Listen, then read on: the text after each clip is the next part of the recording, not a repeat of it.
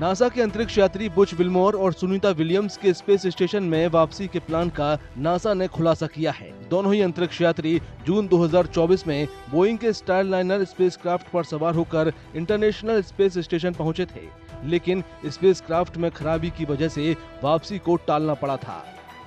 ये test flight करीब एक हफ्ते तक स्पेस स्टेशन पर रहने वाली थी, लेकिन अब ये इंतजार काफी लंबा हो सकता है। नासा के प्लान के मुताबिक अंतरिक्ष यात्रियों को अब अगले साल तक स्पेस स्टेशन में ही रुकना पड़ सकता है।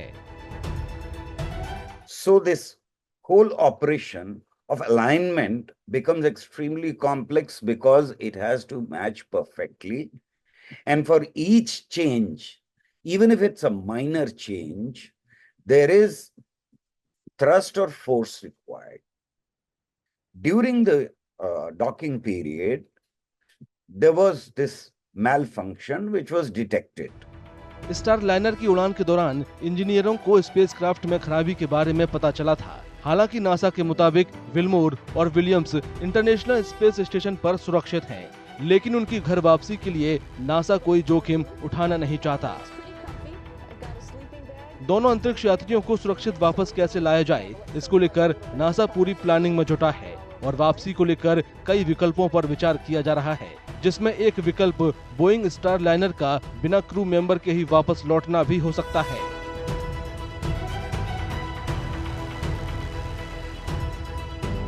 As far as staying in space is concerned, and there have been many studies conducted, including studies on health issues that may arise because of zero gravity there.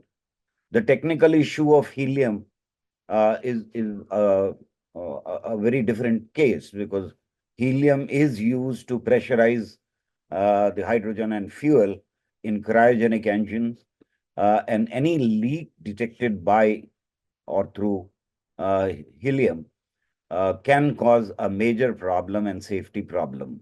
But health issues, as far as are concerned, they have to be taken into account.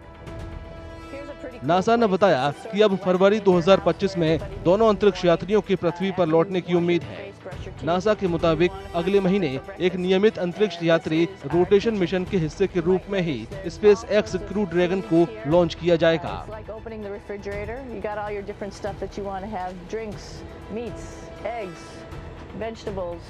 इस यान की 4 सीटों में से 2 सीटें दोनों अंतरिक्ष यात्रियों के लिए खाली रखी जाएंगी। इसके साथ ही स्टारलाइनर कैप्सूल बगैर किसी क्रू मेंबर्स के इंटरनेशनल स्पेस स्टेशन से अलग हो जाएगा और अंतरिक्ष यात्रियों के बगैर ही धरती पर आने की कोशिश करेगा। इस बीच दोनों अंतरिक्ष यात्रियों को इतने दिन तक स्पेस में रहने के लिए रोजाना एक्सरसाइज और बेहतर डाइट के साथ ही अपने स्वास्थ्य का ख्याल भी रखना होगा। Not only is this food made in the US, but we also have food here.